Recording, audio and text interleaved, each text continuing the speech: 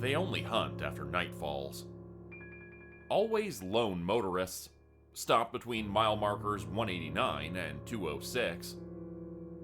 It's no secret that something is off about that stretch of I-35, and the disappearances that occur there have not gone unnoticed. And now, thanks to me, that body count has gone up by one more. Many have described a feeling of wrongness that pervades the area, how it seeps from the road, the trees. I can't help but imagine how those unlucky enough to meet their end there must feel. Breathing in the weighty desperation and shaking, panicked gasps, made heavier with the knowledge that they will be their last. We do try and take precautions, but we can only do so much. It's the only stretch of highway in the state with no standing signs, threatening fines that are astronomically high for violating what may seem like a ridiculous request. The particularly eagle-eyed may also notice how the fence at the tree line is much taller than that of the other areas. Even then, some still manage to scale it. It's not surprising that many local urban legends focus on this place. What does never cease to surprise me, though, is how the truth can be more terrifying than our wildest nightmares. As far as I know, only one person has ever seen what dwells on the other side of that fence up close and lived to tell the tale. But he refuses to speak of the encounter, or much of anything else, after what he witnessed. It is a presence that is only detectable by the absence of those unfortunate enough to meet their end between miles 189 and 206. Before last week, I hadn't lost anyone on my shift. Something I like to think my wife Marta would be proud of, if she were still here. Marta is why I took this particular job. I've been an officer for decades, but it was only after I lost her that I was told what really happens after dark on that lonely stretch of highway. That was when I requested to be reassigned there. Now I only work from dusk till dawn on a much smaller stretch of the road, to make sure absolutely no one else has to go through what she did. I'm not here to issue tickets. I aim to minimize deaths. For a long time, I blamed myself for losing Marta, for not getting her call before it was too late. Her call that she was stalled out near mile marker 203. I was performing a traffic stop in my assigned district, about 30 miles away at the time. Unable to answer my phone and only hearing her message after I jumped back in the cruiser. I beat the tow truck there. It was already too late. Every night that I'm unable to sleep, when I still instinctively find myself reaching for that empty side of the bed, I can't help but to fixate on how everything would have been different if I'd been with her. How, maybe if I'd answered the phone, that space wouldn't be empty. How if I hadn't been at work, I wouldn't have to replay the last message she'd ever leave me in order to hear her voice. "Zach, I'm gonna be late," the message starts out, Marta's voice shaky. I'm fine. I could picture her hands up placatingly as she tried calming down both of us. Some asshole clipped me and I spun out into the ditch. I'm fine. The car is fine. Just kind of scratched up. The guy just drove off, but yes, I got the plate. It's a vanity, and it's very fitting. She reads the plate out, and she was right. It was fitting. I'm frankly shocked the DVS approved it. AAA is coming, so everything's fine. I love you. I'll see you when you get home from work. A pause. Her voice suddenly a whisper. "Did you hear them?" The beeping of a car door opening. A staticky thud as the phone falls from her hand to where we'd later find it behind the driver's seat. I always hang up then, because I can't bear to hear the distant sounds that follow. It's cruel to berate myself. Knowing what I do now, she was doomed the moment she went off the road and her car stalled. The moment that all other traffic passed her and she was alone in the darkness. It was all over. It wouldn't have mattered if I was 30 miles away or 5. I don't blame the other officer assigned to patrol that area either. This special unit was short-staffed at the time, and he was helping someone else several miles down the road. I'd sped down to where her car was, beating the tow truck, but only seeing an empty vehicle. Flashers on, door ajar. The usually silent night was filled with something I could only describe as the buzzing of a million frantic insects. Until I stepped out of my car. Then the sound faded, replaced by something else. Zach? I sighed in relief at the sound of my wife's voice in the distance, despite the strange gurgle it was heavy with, despite it coming from over a 6-foot-tall chain-link fence and the trees beyond. I ran to her. Before the flashing lights of the patrol car of the other officer appeared, and her voice faded, swallowed up by the droning that faded into silence. I hadn't even realized I'd been scaling the fence. It was like snapping awake from a stupor. The officer stopped me, told me Marta was already back at the station. I wondered if maybe in my panic I'd imagined her voice. When we got there, though, they kept me caught up in bureaucratic red tape until it was nearly dawn. Only when it was safe to pull what was left of her from the woods the next morning would I see her again. Only then would they tell me the truth. Most nights on the new job were uneventful. It's funny how, after enough time, anything can become a new normal. My coworker, Brennan, the same officer who had to break the news to me about Marta, and I patrol our assigned areas, keeping an eye and ear out for anyone in need of our help. The night of my first call had begun like the much more mundane. Brennan had called and was in the midst of describing the plot of some 80s B-flick he'd watched the night before, when the radio hissed out a code H197. Someone had called for a tow at mile marker 197. The company's dispatcher knew just enough to immediately refer them to us. I was closest, so I turned on the lights and siren and headed over, speeding through the dark pines that had cast the highway into a tunnel of darkness.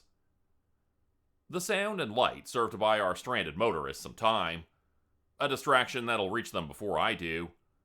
But what really deters whatever lurks beyond the fence seems to be the presence of another mind, another target.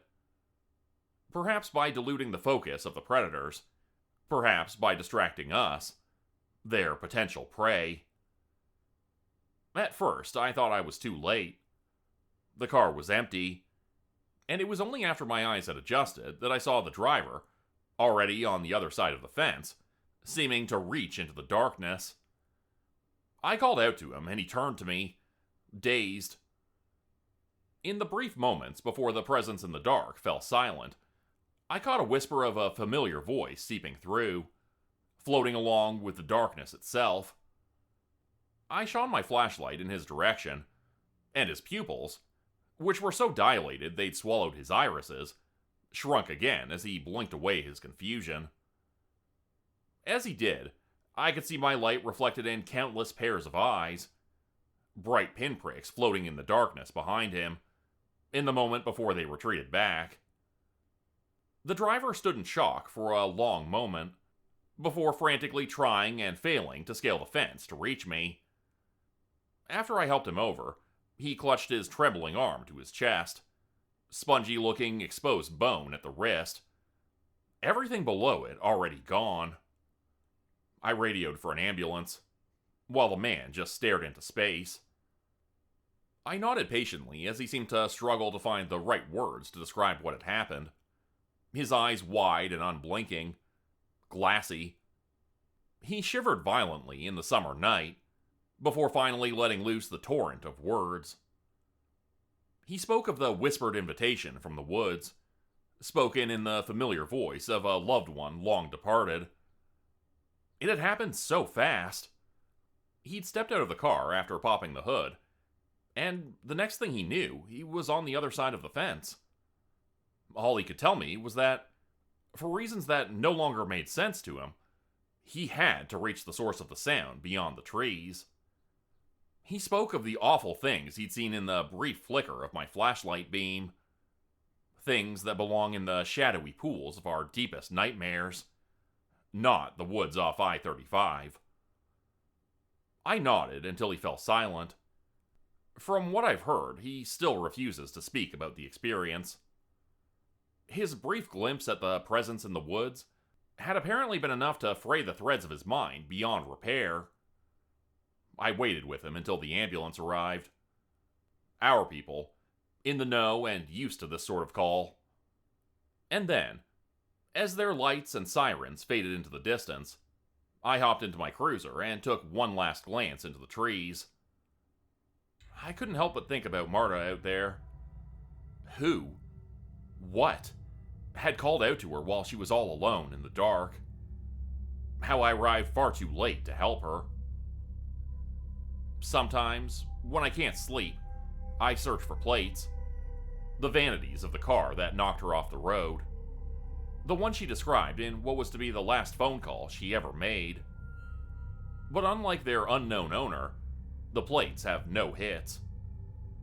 After helping the motorist that nearly met a grisly end, it was thankfully quiet for a while. My nights consisted only of driving up and down my stretch of highway while Brennan and I bullshitted. But then, last week happened. The night that has me reconsidering my entire career. I keep replaying the scene in my head. The car speeds by me. It's gotta be pulling over 120. Drifting in and out of lanes so erratically that I have to messily swerve out of their way and onto the shoulder as they pass. Even then, they still just barely miss me.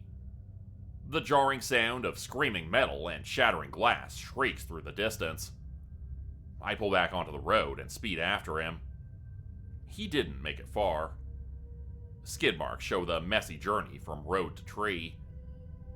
He has the misfortune of crashing into mile marker 192. The only luck on his side is that I was so close by. Miraculously, he's banged up, but for the most part, okay. The car, on the other hand, won't be going anywhere anytime soon. He doesn't seem to see me approach or hear me ask if he's alright. So I rap on the window loudly and shout that I'm radioing for an ambulance. That seems to snap him out of his stupor.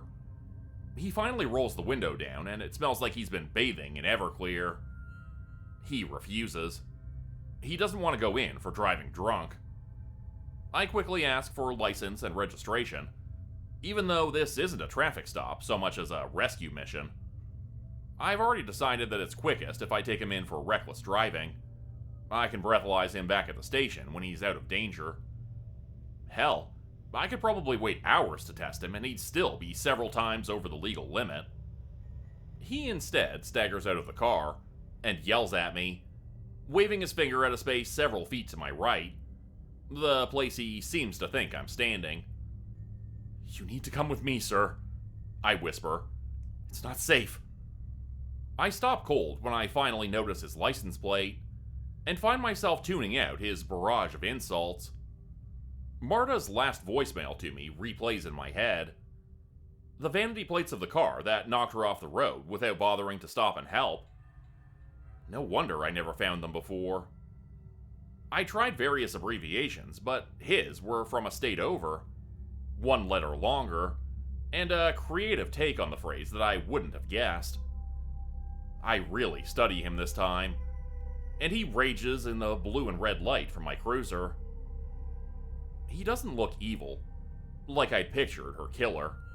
He's just some drunk asshole who doesn't give two shits about anyone, or anything, other than avoiding going in for another DUI. Somehow, that's even worse. I finally snap back to reality in time to hear him slur that I can fuck right off. Maybe I'm a bad person for the choice that I made. I decided that I'd give him exactly what he asked for. "You have yourself a good night, sir," I reply. I leave him standing there and I do fuck right off, turning off my lights as soon as I start my car. I can feel the eyes from the woods on us, and in my rearview mirror, I can see him begin his weaving, unsteady walk towards the fence. I don't stick around to watch. The next day, the car is still there. Its driver gone. Both literally and figuratively. I'm still struggling with my decision. I tried to turn in my resignation, but my boss would not accept it, telling me something along the lines of, "You failed to stop a belligerent, repeat drunk driver from wandering off into the woods. You did what you could." I tried to correct him. I told him what I really did. How I took a life. How it was not negligence, it was murder. How that makes me just as bad as the man I condemned to death. He shrugged it off. Reminded me that I've saved far more lives than the one I'd taken. So, I decided to stay on the job. But I have another confession.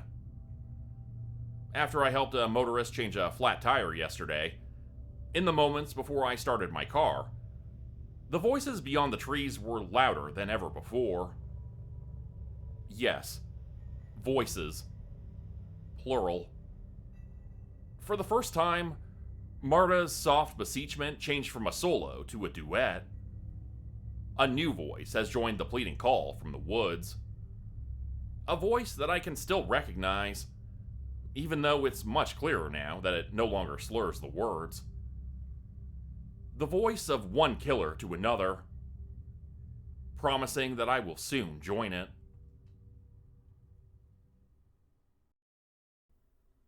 Hey everybody, hope you enjoyed today's first of 2 stories. I want to take a quick second to remind you to like, comment, and subscribe on this video. It really helps the channel grow and reach more new people. I was checking recently and saw that around half the people who watch the channel aren't yet subscribed, so I hope you'll take a quick second to hit that button if you haven't yet. Alright, now on to our next story. When my sister Shelby disappeared, even when they declared her dead, I knew she was alive. I could feel it. And I was right. Sort of. And so, here I am, sitting in my car at 2:10 a.m., near a darkened bus stop that probably hasn't seen another visitor in decades. Waiting for her, despite being warned of the consequences. I'm writing to distract myself from the nearly overwhelming, increasingly strong prey instinct to run. The urge to put as much distance as possible between myself and what I can only describe as the receding nothingness beyond the tree line. 28 days ago, Shelby was driving through Myerton, a tiny town I'd never heard of until I got the call from the police.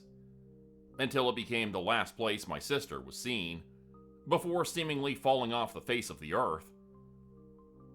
I'm still not sure why Shelby was there in the first place. It was far out of the way from Billings, where she'd been headed. But I suppose that'll be one more thing I'll never get the answer to. Not from her, at least. They declared her dead. When the Myerton police called me, they told me they'd found her car. That bright red 2015 Mini Cooper she loved so much, wrapped around a tree on the side of the road. If she'd been in the car when they found it, maybe I'd have been more inclined to agree with them. The car was mostly totaled, but what did remain of the interior was immaculate. There was no blood. Her purse and suitcase were there, keys still in the ignition. It was still locked from the inside.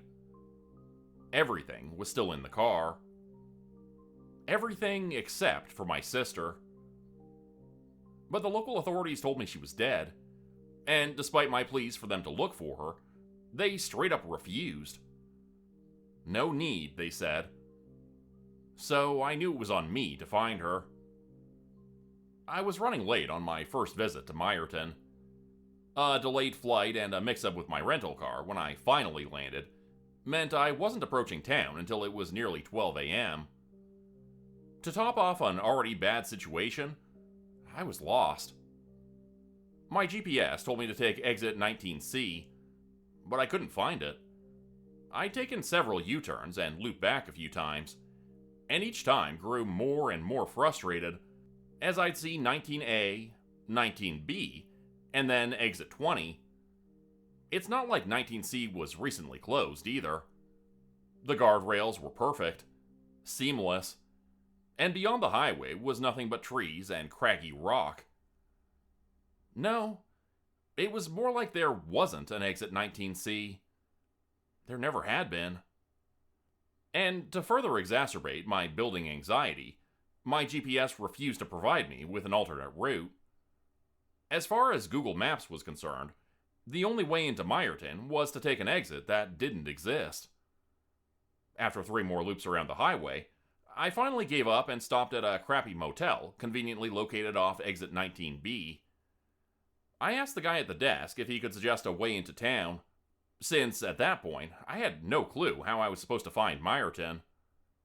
He looked tired, and not merely 1 a.m. tired. No, he looked exhausted by life tired, and didn't even bother glancing up from the book he was reading when he dismissively told me, "It'll be back in the morning." The exit? I asked, sarcasm a thin veneer as I tried masking my racked nerves, and that I was on the edge of tears. Or the town. He just shrugged, noncommittally. I lost it in that moment. Head in hands, I broke down sobbing on the dingy check-in desk of that seedy motel. He was kind enough to ask if I was okay, and I instantly found myself telling him everything. Why I was headed there, how unhelpful the authorities were, how I knew the only way I'd find her is if I went searching for her myself. After a brief silence, he quietly confided that he'd also lost someone. His fiancée had gone to Meyerton several years ago, and she too had disappeared. Did they ever find her? I asked it automatically, even though I was fairly sure I already knew the answer, based on the decades worth of misery etched into his face.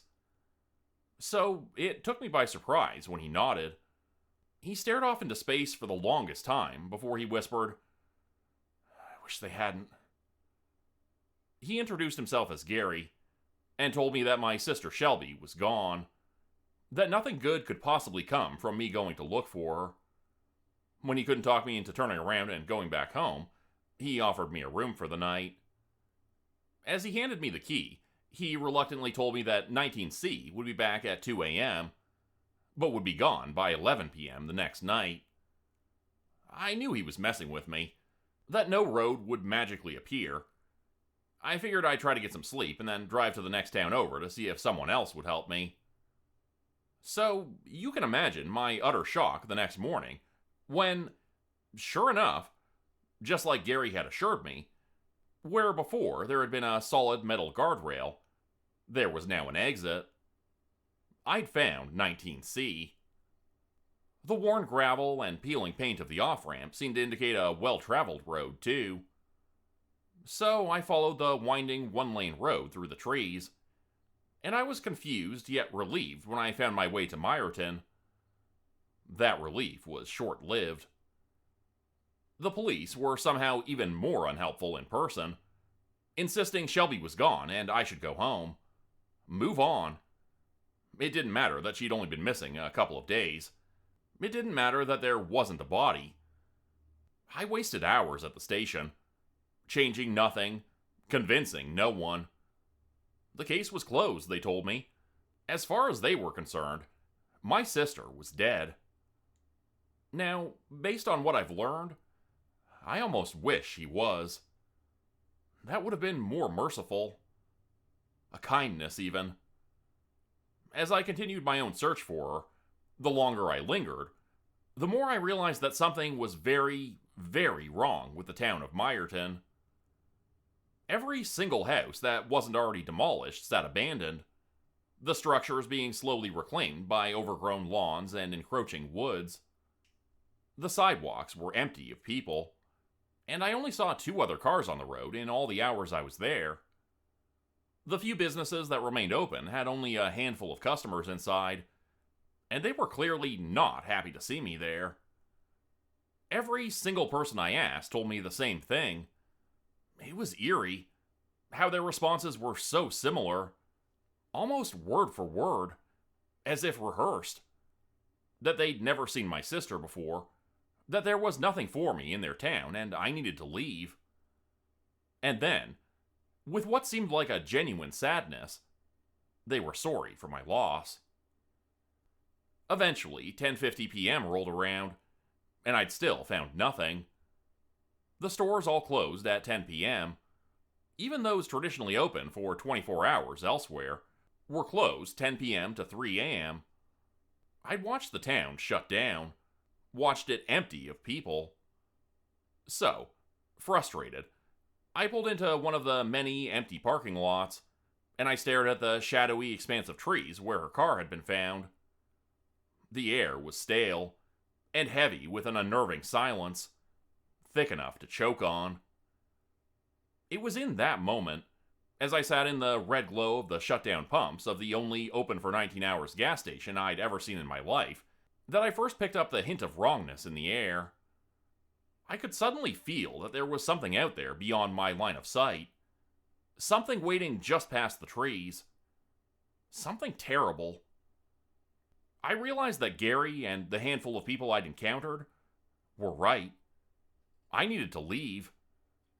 I had that epiphany a little too late. Because what began to happen next was the cherry on top of my shit Sunday of a day. As I took a final look into the trees, as if they could give me a sign, an answer, a darkness unlike anything else I'd ever witnessed began to seep through them, swallowing them. It choked out the light from the moon. It was like a curtain of nothingness, a presence only detectable by the absence of everything it touched. It carried with it a smell of burning meat, mingled with rotting fruit, that suddenly flooded through my open windows. I found myself frozen as it approached.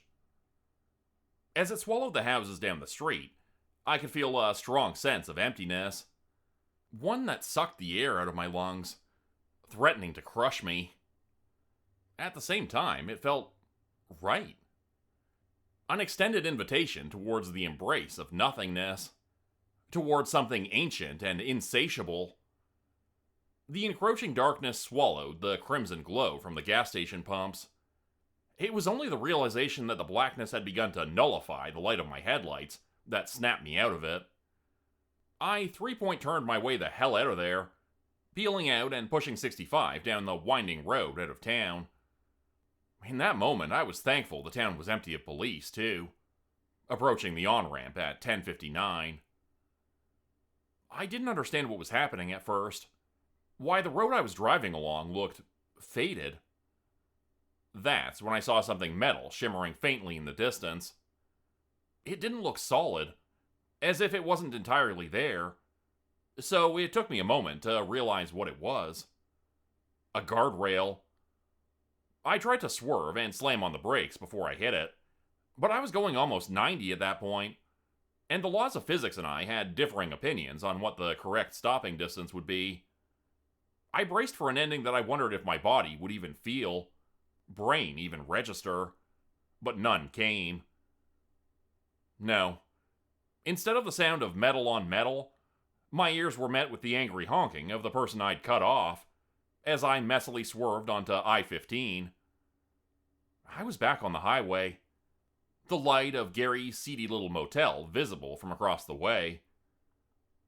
I took one last glance at the place where exit 19C had once been, and once again ceased to be. I didn't know what else to do. So I went back to the motel, breathless, describing every moment of my ordeal to Gary. He didn't look even remotely fazed by my story, instead opting to stare into space. I realized then that the police were right.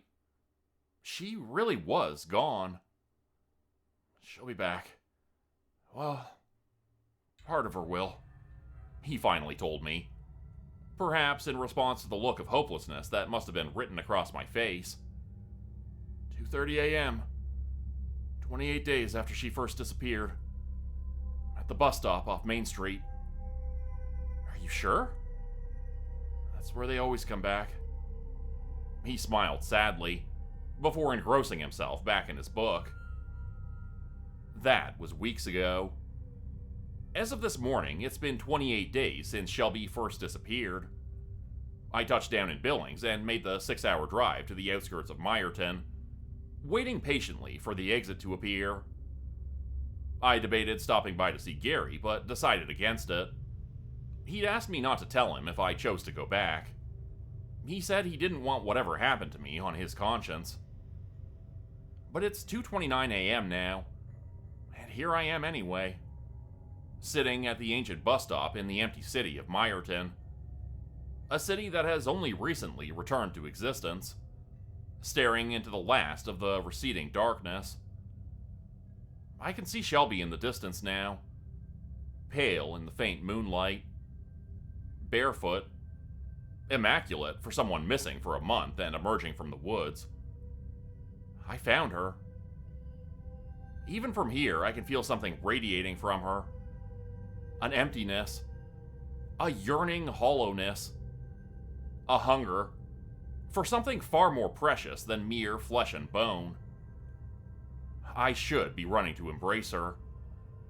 I should be ecstatic.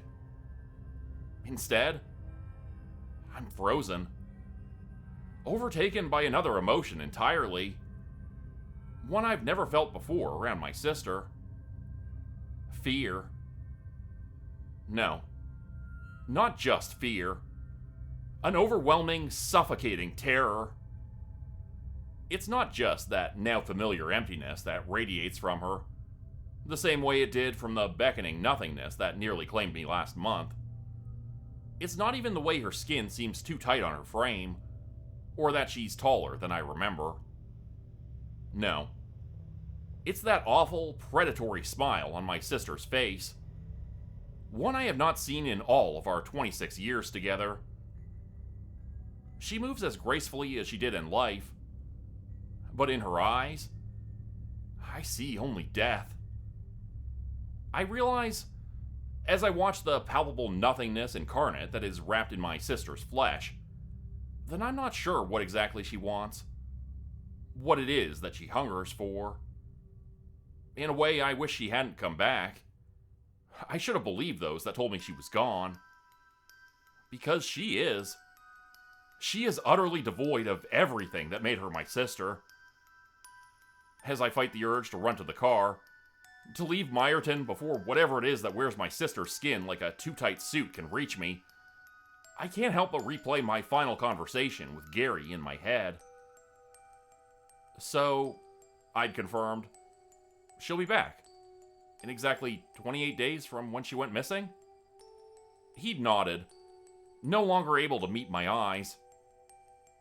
But I need to warn you, if you thought it was bad when she disappeared... He paused to stare past me and into the dark expanse of trees off the highway. It'll be 1,000 times worse when she comes back.